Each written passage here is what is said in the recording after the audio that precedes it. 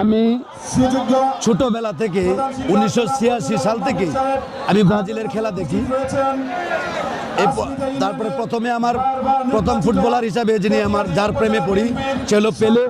ব্রাজিলের পেলের পরে যাকে আমি আইডল ভাবি, যাকে আমি অনুসরণ করি এবং যার খেলা পছন্দ করি সে হলো রোনালদিনহো।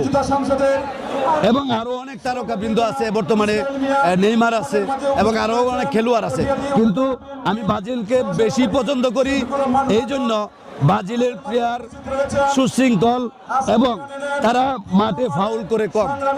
আমি এ পর্যন্ত যা খেলা দেখছি, আজ আমার বয়স হলো 46-47 বছর বয়স, এই 47 বছর যা দেখেছি আমি দেখেছি যে ব্রাজিল একটা শান্তশিষ্ট দল এবং তাদের হলো অর্জন হলো 5টা বিশ্বকাপ এবং এই পর্যন্ত যত বিশ্বকাপ খেলা হয়েছে বাংলাদেশে এই পর্যন্ত তারা কোনো খেলাতেই বাদ পড়ে নাই।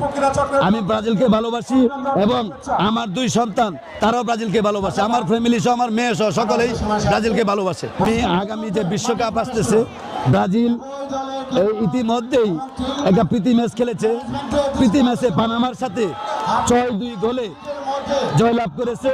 আমি মনে করি এটা ব্রাজিলের সূচনা এবং ব্রাজিল এই 2026 সালে বিশ্বকাপ আমাদের জন্য, বাংলাদেশের জন্য একটা সুন্দর একটা ফুটবল ভালোবাসা দিবে এবং বিশ্বকাপ নিবেই নিবে, এটা আমার আশা প্রত্যাশা।